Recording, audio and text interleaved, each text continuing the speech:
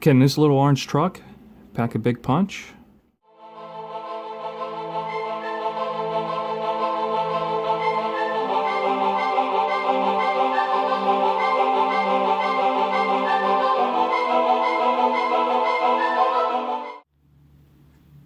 Welcome back to my channel. In today's review, I'm going to be taking a look at Transformers War for Cybertron Trilogy Kingdom Deluxe Class Autobot Huffer.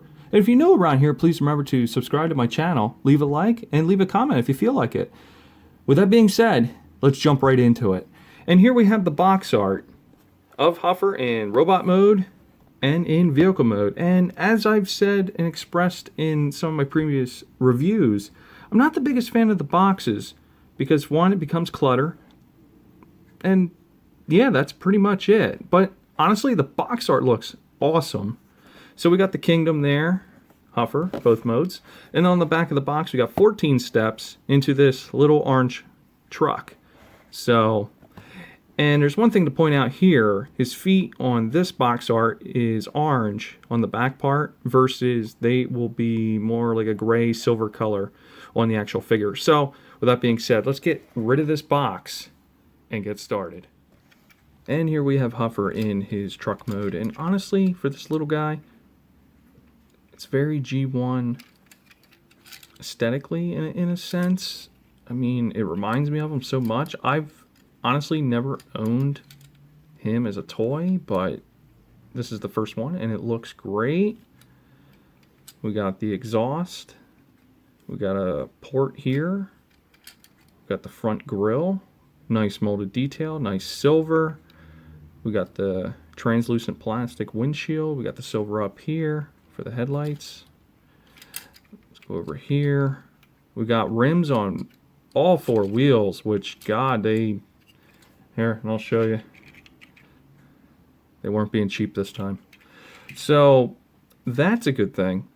One thing, it just looks like it's, see how this wheel looks like it's lower? And I went over this thing like how many times? I even looked online just to make sure, because it just seems like it should be more, I don't know, more even, but it does work. It's so weird. It's just like, I don't know, like, am I holding it? Like, shouldn't it be like, it seems like this wheel is a little bit lower, like it's off by a bit. But you can't do anything to straighten it out, not without, like there was some kind of like hinge in here or something. I don't know.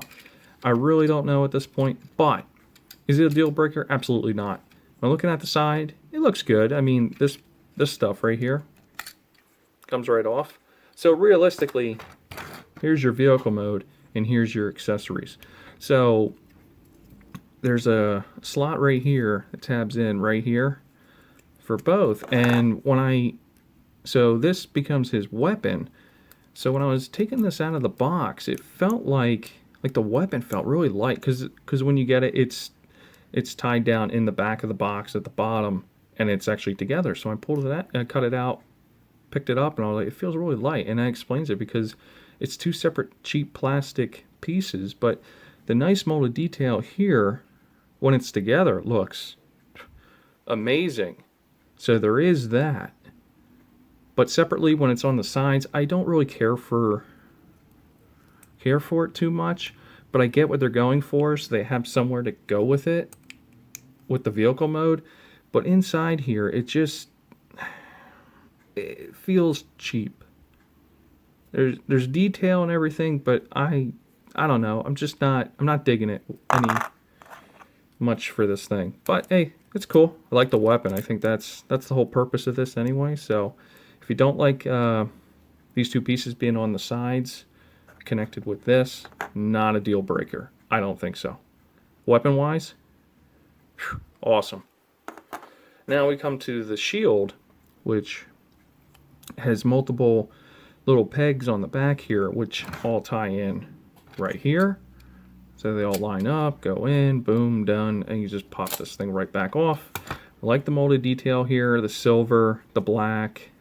It looks like it should be more like a riot shield, and this is how you see through, but you can't, in robot mode, you can't pose them with it that way. You kind of just peg it on the side of his arm, and I'll show that a little bit later. But overall, nice molded detail. It really gave some effort with these accessories, in my opinion. weapon-wise and shield-wise. And here we have Huffer with Earthrise smokescreen, just to give a visual of the size difference for a deluxe. Then we've got Cliff Jumper, which is a little bit of a smaller deluxe. And finally, we have, I'm going to switch that, Siege Voyager Prime. As you can see, the difference there looks pretty good, spot on between the scale. Oh my god, there's taillights. I missed that. That's so awesome. They added taillights, and yeah, they painted them. They're red. That's pretty cool. Pay attention to detail. Spot on. So overall, with the transformation, I'm gonna fold his legs out. Real simple there. There's this tab in there, and it locks in. So, and then there's also another tab. Let me just get these. These kind of lock in as well, but you kind of just separate them just like that, so you don't break these two tabs right there. So now you come over here, and you want to pull this way. Now for the fun part. This is where it gets real technical in a sense. And these are his hands. We'll just fold these up just to get them up there. There's a tab in between, attached to his hip and attached to his shoulder in there. Okay, so you got to pull away from that, just like that. Okay, and I'm going to do it on this side. There might be a little bit more light. See, there's a tab right in there, and you got to unhook that, which it is, or it wasn't.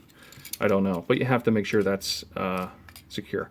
So then fold, use his elbows, because then there's another tab right here from the truck that goes into his arm right there, his forearm, and you want to bend this one back as well. That's going to release this part of the truck right here. So now you can fold this up to get this out of the way. And now here comes the other thing, and I've noticed this during the transformation. You want to fold, and these arms can get really in the way. So let's just fold them like that. Bring this down. This is on a hinge right here. So once you have these all on tab, this is free like this, then you pull this part down. Now the next part, we're going to just turn his head around just to make sure that's ready to go, because here's his chest right here with the Autobot logo, just like that.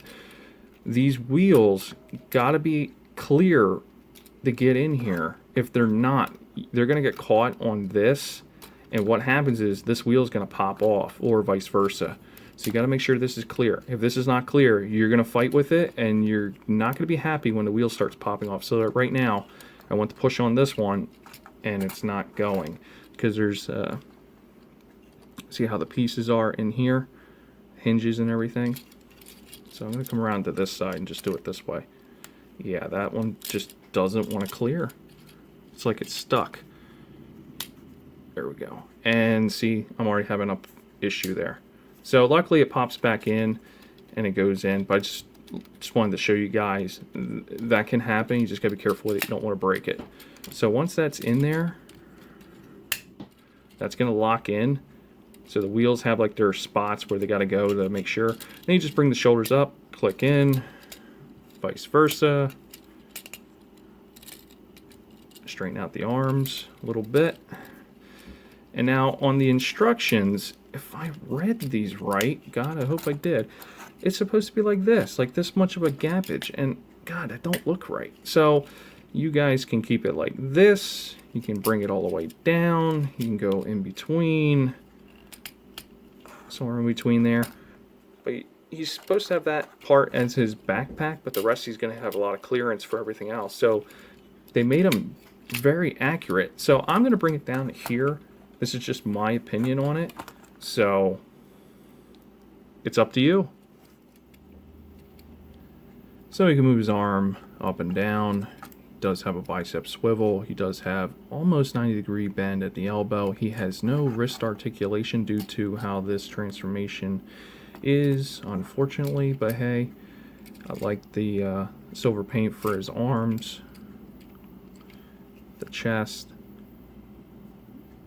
face sculpt looks very G1-like. He does have the blue eyes, silver face, blue head. It matches up the rest of his body. He has a lighter like blue here. Autobot logo looks good. Down the midsection, a little bit more of like a silver. Blue down here, silver, and then we got the orange. And then for the knees, he has really good range there. He can do almost the splits. He's kind of limited on that. Does have really good ankle articulation there.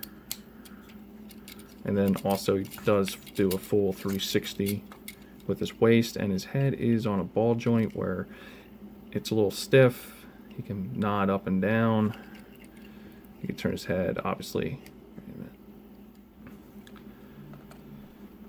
The weapon is blast effect compatible. Don't have to worry about that. No issues there. It also can tap into these ports, tabs right here. And also the pegs right here can line up and peg into, mainly use this one. I mean, you can kind of get that one on there.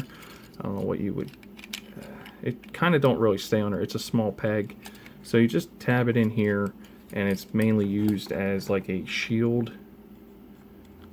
You know, that's about all I can come up with. And then obviously tab in there.